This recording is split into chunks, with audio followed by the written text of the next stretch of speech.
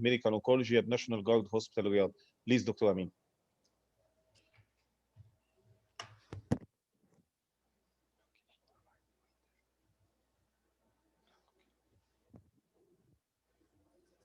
Thank you very much, Dr. Sharif, for the nice introduction.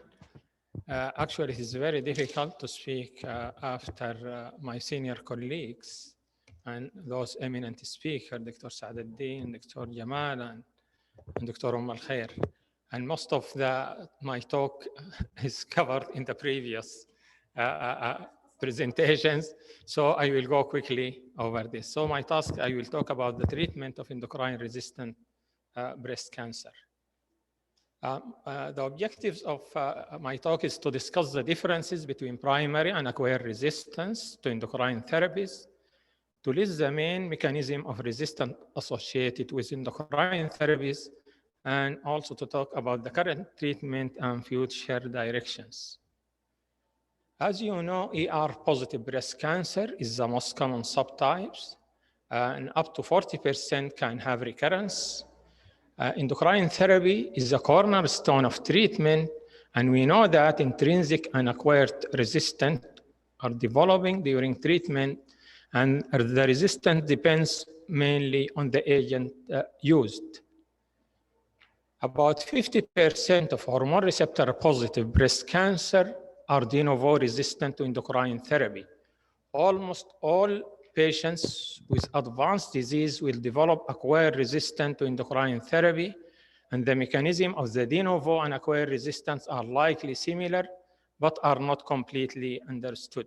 And to improve the response to endocrine therapy in HER2 normal disease, we need to do targeting identified pathway which contribute to endocrine resistance, and this includes cell cycles, PI3 kinase, and there is some new directions. So when we are defining the primary resistance, it's defined as the recurrence within the adjuvant therapy or disease progression less than 6 months after treatment in the metastatic setting. And this is discussed clearly by Dr. Saadeddin in details. And there is some mechanisms that lead to primary resistance, which include FGFR amplification, loss of ER alpha, and post-translation modification of ER alpha, expression of ER's cofactors, MYC amplification and overexpression, and cyclin D1 amplification or expression. Sorry, go back. Regarding the acquired resistance defined as the recurrence at least 12 months after completion of adjuvant therapy or disease progression 6 months or more after endocrine therapy initiated in the metastatic setting. And the mechanism of acquired resistance is activation of growth factor signaling pathway, including PIK3K, ACT, mTOR, and MAP kinase pathways, ER mutations, and also changes in the tumor microenvironment can lead to acquired resistance. Prior treatment response actually predicting endocrine resistance. And in the adjuvant setting, if there is a relapse within the first 2 years, the possibility or the chance of responding to further endocrine therapy will be remote. But if the resistance occurs after 2 years, the possibility of responding will be high. The same thing happened in the metastatic setting. So this slide shows the different targeted and hormonal therapy used in the treatment of ER-positive breast cancer. We know the aromatase inhibitors and the estrogen receptor downregulator fulvestrant, the selective ER modulator like tamoxifen, and we have also the targeted, the mTOR inhibitors, CDK4/6 inhibitors, and PI3 kinase inhibitors. One of the important trials, which is mentioned before, the mTOR inhibition, which is Polario-2, and this clearly show there is progression-free survival benefit favoring everolimus plus exemestane versus exemestane alone, but there is no overall survival benefit. According to this trial, the mTOR inhibitor, the everolimus plus exemestane, was approved in the second-line setting and beyond that. CDK4/6 inhibitors also is very important. So the growth of hormone receptor breast cancer is dependent on cyclin D1, which is a transcriptional target of ER. And cyclin D1 activate CDK4/6, causing G1S phase transition and cell cycle entry. And the endocrine resistant cell lines are dependent on cyclin D1 and CDK4/6 inhibitors, and CDK4/6 and CDK4/6 inhibitor prevent CDK4/6 mediated phosphorylation of retinoblastoma gene. This table was discussed before. This is the first line studies in hormone-positive metastatic breast cancer. And as we see here, in the first 3 trials, this in the Paloma 2, Mona Lisa 2, and Monarch 3 in the postmenopausal setting, here we can see the progression-free survival was significantly better. But on the right side, we see Mona Lisa 7, which shows both progression-free survival and overall survival benefit. This is in the second line, CDK4/6 inhibitor with fulvestrant. And here also we see significant progression-free survival. But if you can see for Paloma 3, the PFS is less than what occurred in Monarch 2 and Mona Lisa 3. And this can be explained by the prior chemotherapy for metastatic disease for those patients who received it in Paloma 3, but not received in other studies.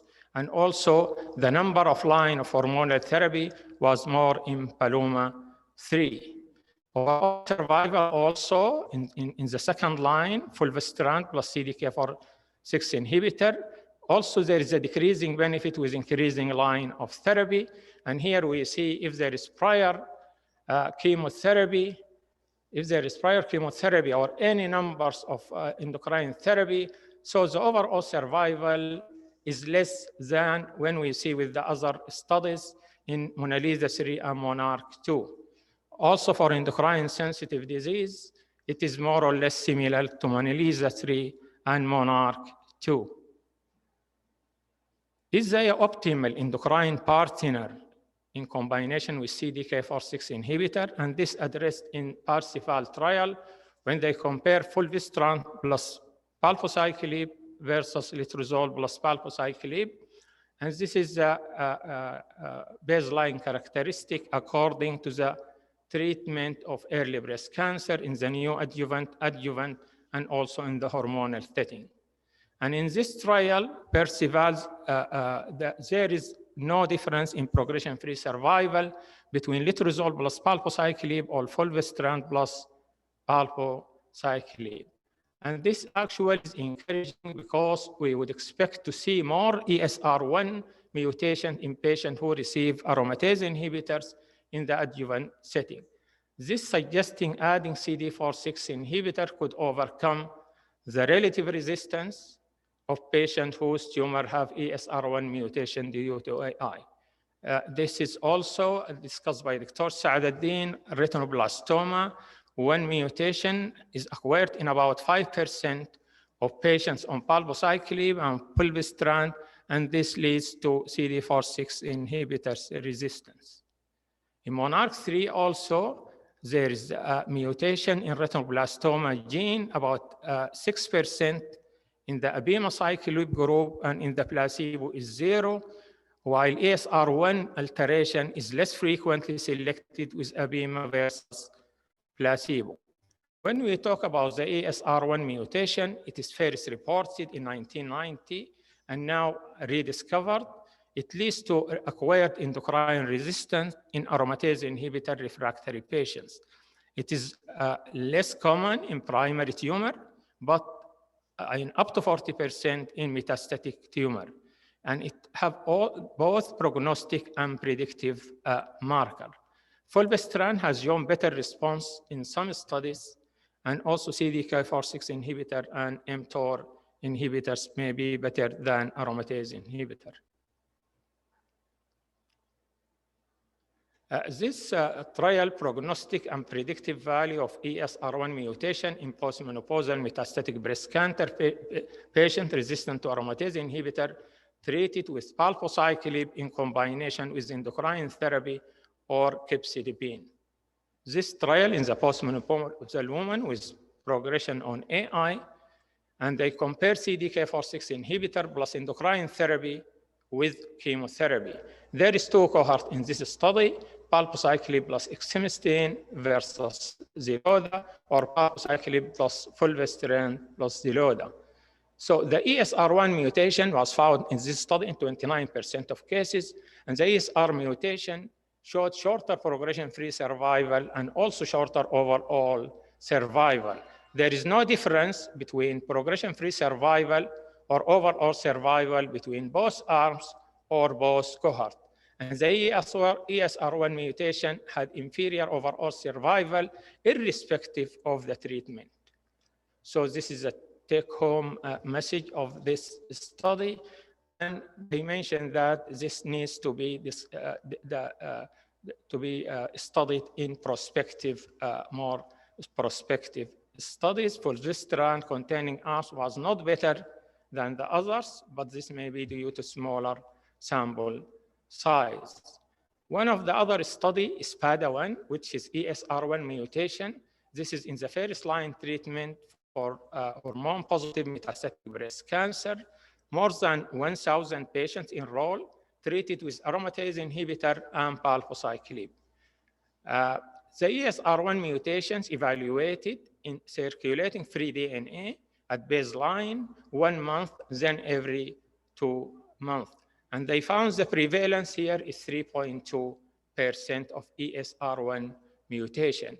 And here it's clearly that the ESR1 mutation have inferior progression-free survival compared to the wild type ESR1 with 26.7 for the wild type and 11 months only for the mutant. On the right side here, you can see there is some clearance of the ESR mutation, and they found that the ESR cleared, they have better median progression-free survival, reaching up to 24 months versus 7.4 months in those with ESR1 detected.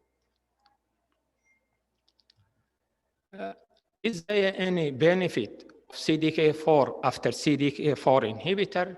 There is ongoing maintained trial, which is tested in the hormone-positive metastatic breast cancer after disease progression on aromatase inhibitor and CD4/6 inhibitors, randomization to fulvestrant plus ribociclib or fulvestrant plus placebo. We are waiting the result of this study. There is also foreign institution collaboration of 58 patients treated with abema, cyclib, post-ribo, or palbociclib. There is 20 sequential CDK4/6 inhibitors and 38 non-sequential. It showed actually a median progression-free survival of 5.4 months, which is excellent. So when we talk about the mechanism of CDK4/6 inhibitor resistant, actually it occurs in 20% of patients who exhibited in extrinsic resistance, and the progression-free survival like less than 6 months.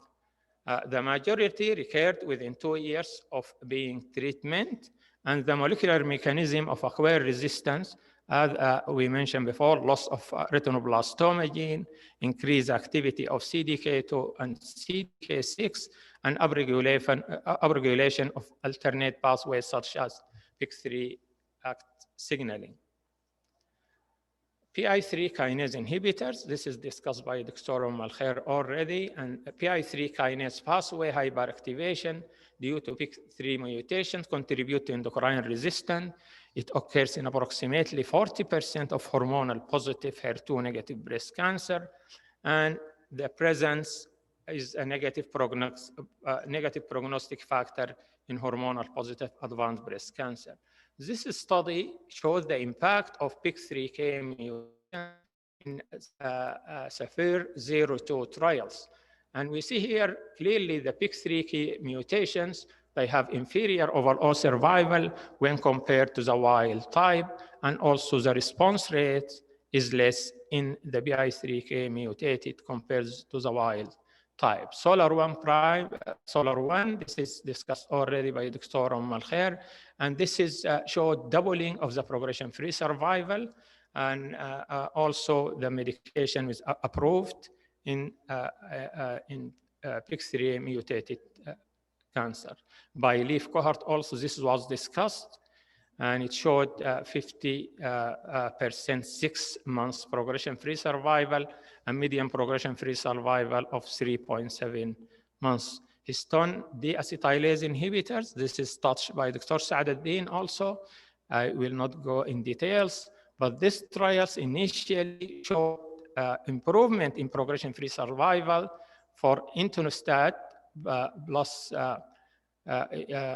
exemestane, and also overall survival. And it had a breakthrough therapy designation given by the FDA, but unfortunately, phase 3 trials came to be negative. Other mechanism, like ACT inhibitors, and this is a randomized phase 2 study of capivasertib plus fulvestrant plus versus placebo plus fulvestrant, relapse or progression on an AI inhibitor. Capivasertib is a selective oral ACT inhibitors, and it showed progression-free survival of 10.3, favoring capivasertib versus placebo, and also there is a trend to overall survival benefit. There is immunotherapy combinations also under study, and this using ABEMA, Pempro, and aromatase inhibitors.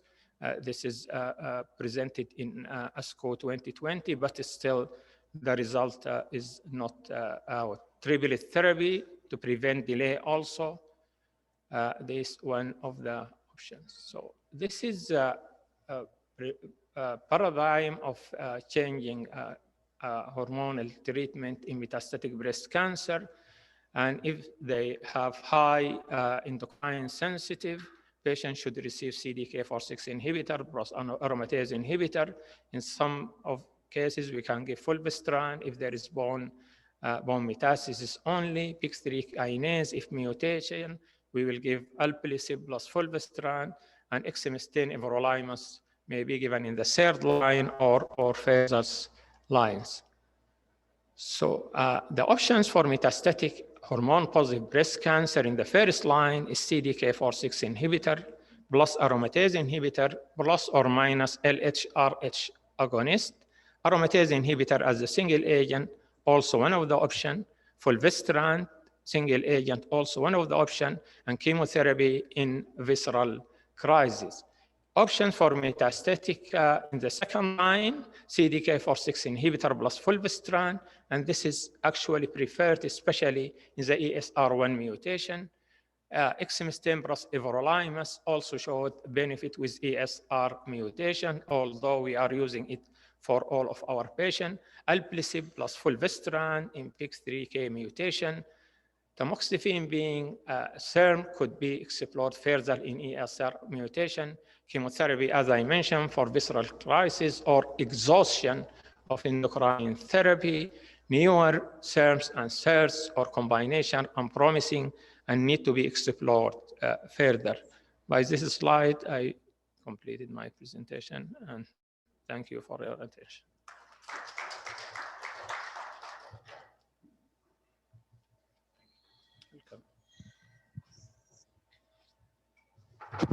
Thank you, Dr. Amin, for this excellent presentation. We finish all our presentation in the second session. Now we'll move for a comment or a question from the audience. Any question or comment?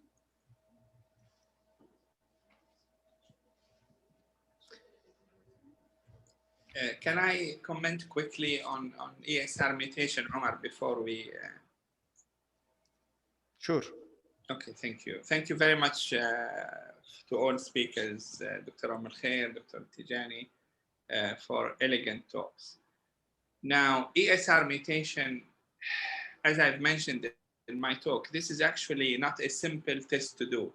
You know, even when you look at the trials, they don't specify what are they talking about. Are they talking about point mutation, amplification, and so on? So we are not yet, I don't know, I'd like to hear my colleagues on that. Anyone is doing ESR mutation in their daily practice? And did you sort of standardize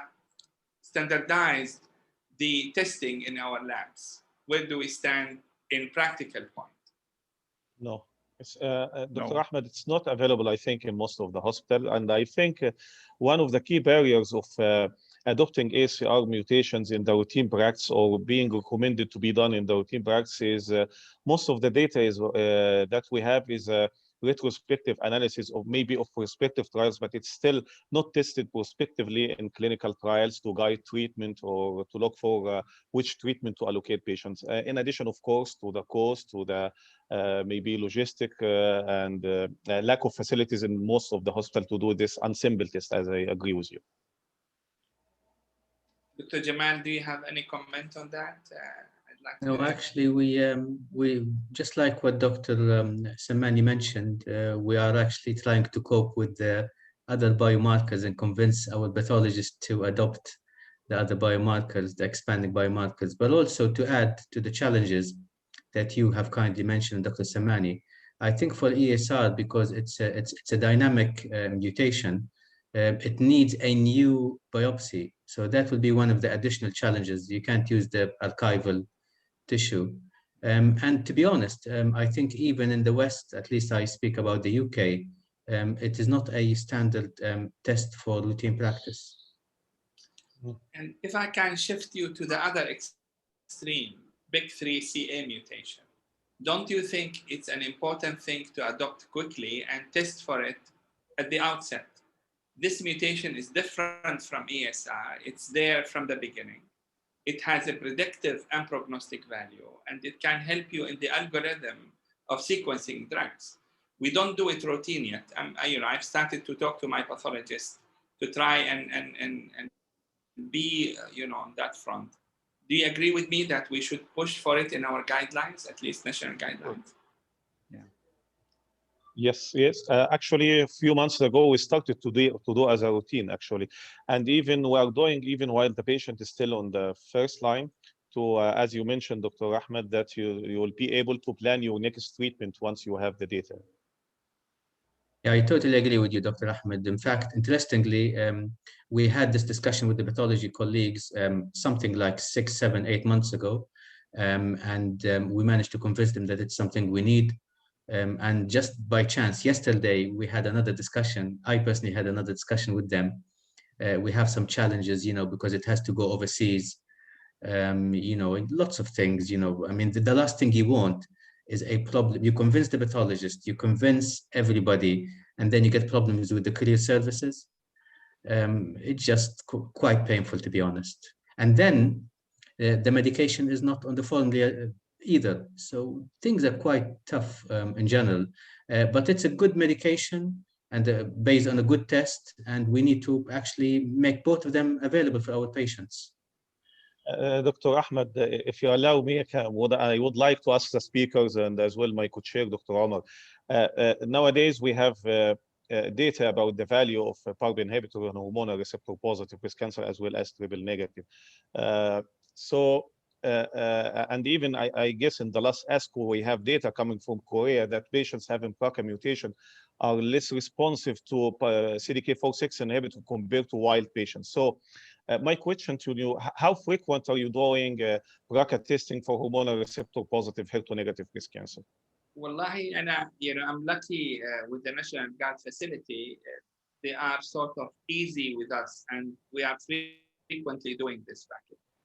We are requesting for, a set of tests for breast cancer, and they have agreed to do BRCA for, hormonal positive. especially for patients who actually progress after treatment. I wish we can do it earlier, as you said. We can maybe avoid or delay CD46 in BRCA positive, but we are doing it for the second line, frankly. So we are making sure that we have BRCA available if a CD46 patient, a treated patient, is progressed. And they are really positive with that. They go ahead and do it for us. I don't know about Dr. Jamal and Omar and the other colleagues. Yeah, Dr. Omar, you can Actually, talk kindly. We face problem with triple negative to do it. We don't have the facility. Usually we send it to National Guard. Yeah. Actually, I wish our lab can deal with other labs in the kingdom, because it makes sense. I mean, you don't need to have. In fact, now maybe every center needs to do BRCA because of the new data, the adjuvant setting. Who knows? There might be practice changing. But when it comes to metastatic setting and limitations only to triple negative and what have you, and fit patients, there will be a small group of patients. So I think labs around the country need to talk to themselves, and it wouldn't be a bad idea if we have 3 or 4 labs around the country who will do the test for these patients. Dr. Omar, if you allow, we may need to listen from Dr. Mulkhair as well about her experience with that. And because I think she is interested with this topic maybe. And if we have an experience of local experience here with patients with BRCA mutant phenotype who have been treated with CDK4/6 inhibitors, is there any experience with that? Myself, I have 2 patients and they progressed rapidly on CDK4/6 inhibitors. I don't know if any other colleagues can comment on that, or Dr. Mulkhair, if you allow.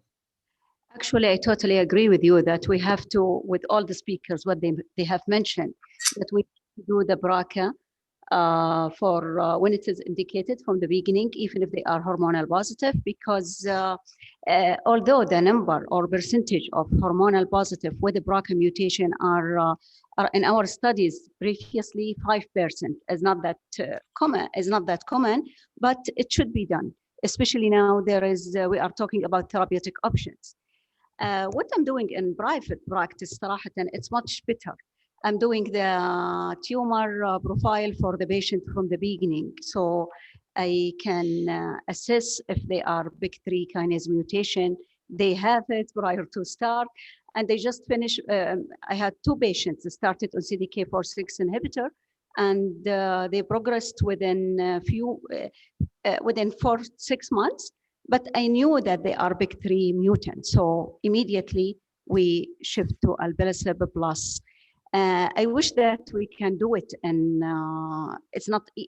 I don't know whether the test is easy or not to be done in routine, but unfortunately, our experience with BRCA until now, we couldn't do a central lab for the whole kingdom to do BRCA. King Faisal doing it alone, National Guard doing it alone. I know that I heard 2 years ago that National Guard, they started to validate their own lab to do BRCA in-house because they used to do it with a Quest.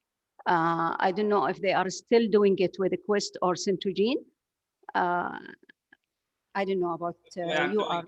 No, it's being done with Centogene instead. Yeah, until now. And they are doing even the genetic counselor with Centogene lab through mobile, through the phone call.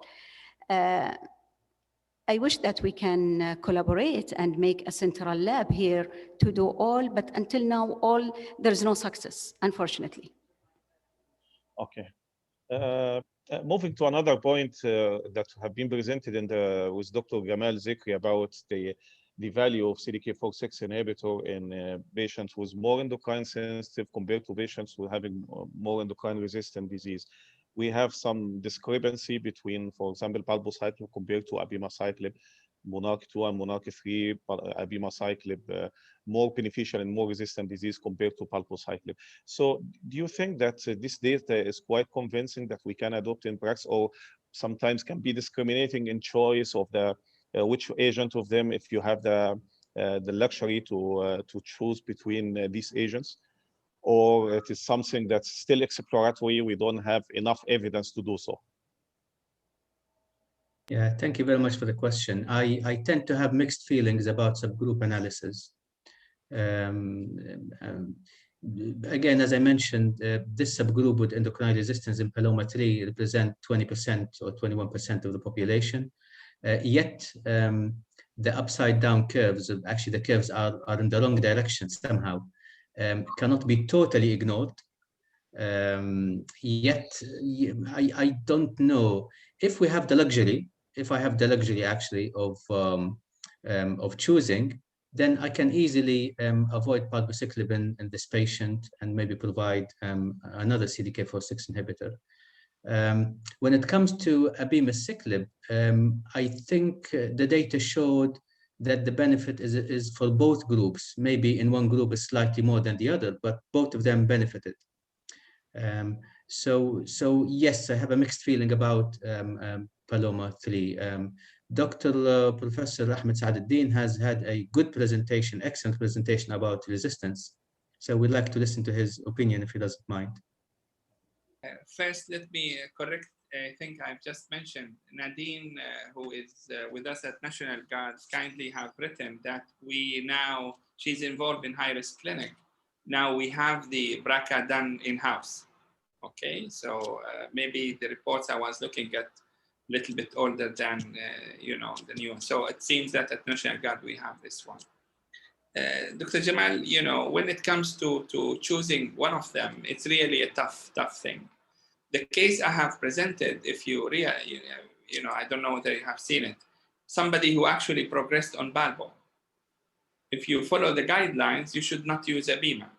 The guideline does not sort of encourage you to use CD4/6 after another CD4/6 failure. The only thing which made me sort of courageous to do that is the fact that she was not compliant with Balbo. She told me that she was not taking the medication properly and so on. So I thought if I'm going to start, let me start with a new one and encourage her to be sort of compliant with it. And we are talking about 7 months and she's doing very well, actually. In that context, I think we are going to learn from our patients about these things. But if you ask me if I have an aggressive disease, which one I would use, I will definitely go for Abema first. So, Dr. Ahmed, Dr. Gamal, and other colleagues as well, do you think that this differential activity in more resistant compared to more sensitive disease may at least partially explain that we have positive data with Abema in the adjuvant setting in patients having high risk of recurrence with 4 and more lymph nodes positive, and we have negative data with palbociclib in 2 trials? Do you think that this differential activity may partially explain that at least? Dr. Gamal, what do you think? Of course, that question comes to mind, and it came to my mind, and I guess every colleague, when we looked at the early breast cancer data using CDK4/6 inhibitor, where actually some of them were positive and palbociclib was negative. Now, I want to say this quietly. I think nobody is hearing except you and Dr. Ahmed Saaduddin and Dr. Shah. Nobody else is hearing. Is that correct? Dr. Amal Khair and Dr. Amin are listening as well, and Dr. Omar. If that's all, then that's fine. Between you and me, guys. Yeah. I have seen such discrepancy in results between different products of different pharmaceutical companies. I'm not going to say that certain developers have less of, let's say, thresholds, but I think some companies, and in this case, I'm talking about palbociclib, do draw a very high threshold for themselves. And if you look at RCC and other examples where that company is involved, if you look at the last 10 years, they somehow raise the bar too much that they do not achieve, that their products do not achieve. I don't know if that's the case with palbociclib or not. I don't know. I don't know. Dr. Ahmed? I tend to agree with Dr. Jamal. I think, you need to look into these things, although you cannot draw a conclusion, but it will give you a gut feeling, about that. I think, again, there is a truth hidden somewhere.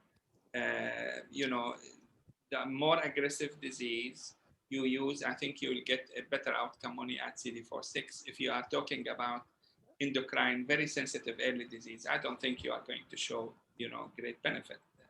But while if you are talking about more advanced disease, highly aggressive, the possibility of seeing effect is much more. I think this is maybe what happened. It's, one has to look, but again, you cannot really draw a final conclusion. You have a feeling, but you cannot prove it or disprove it. Yeah. Again, I have one comment. I want to add one comment. For its limited experience, a few BRCA mutant patient and they are hormonal positive. I started them on CDK4/6 inhibitor, but they didn't do well. So I don't know whether the sequence, maybe those with the BRCA mutant, we should start with the olaparib or PARP inhibitor, and then we need more data on this particular population. My experience is very limited. I had 2 patients, but they extremely did very poor on CDK4/6 inhibitors.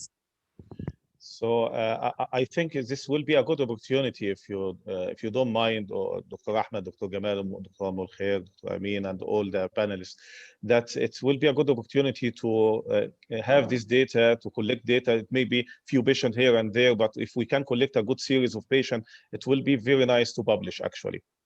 If you allow me, Sharif, to comment about that, I think whenever you have a targetable mutation, the response to the other medication will be less than the targetable mutation.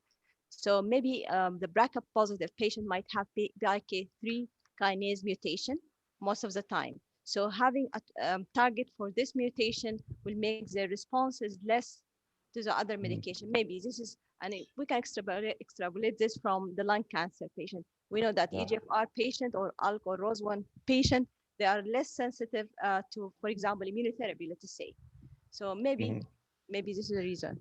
I totally agree with you, Nafisa. Actually, one of my patients who progressed in the first evaluation after CDK4/6 inhibitor, and then received the olaparib once available. It's not really available. She had dramatic response. She has a dramatic response with olaparib. So, but of course, to have more convincing data, we need to have a higher number of patients to have something solid, actually. But I totally agree with you. A quick comment. BRCA mutant breast cancers, they are different biology. And as Dr. Mulkhair mentioned, I think there's a lot to learn about these patients. Yes, targeted therapy is one, but who knows? Maybe more chemotherapy needs to be given, earlier chemotherapy needs to be given, combination. That cohort of patients is very poorly studied in luminal breast cancer. And I think we need to observe the literature. And I very much agree with you, Dr. Sharif, that I think we need to collect every patient in that cohort. 20, 50 patients, maybe in 2 years' time, we learn exactly where to go from here, and watch for the international data as well. If I may add, Dr. Shah and Dr. Saman, 2 points in terms of olaparib and BRCA patients. I don't tend to get excited easily about new products. But I really agree with you.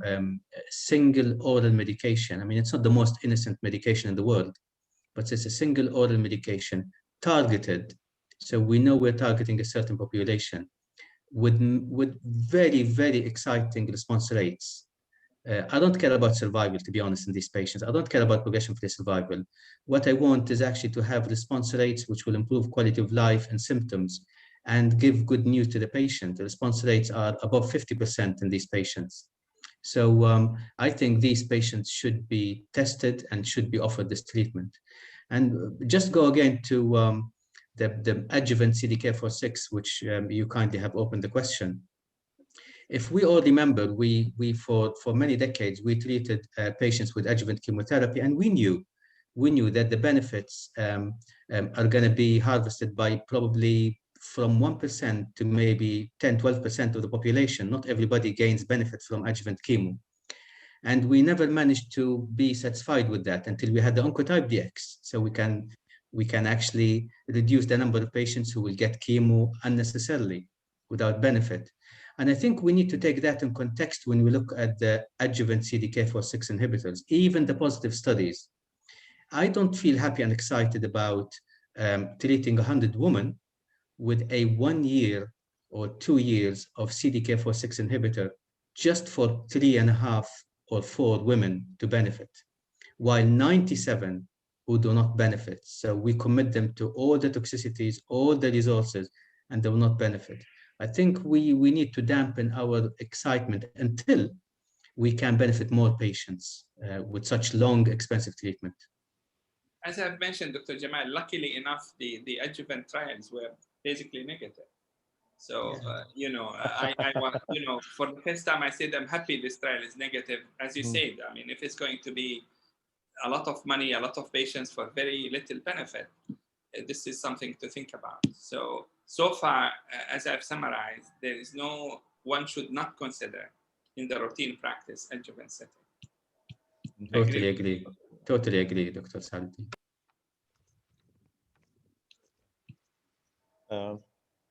Omar, do you have anything to add, or shall we conclude the session?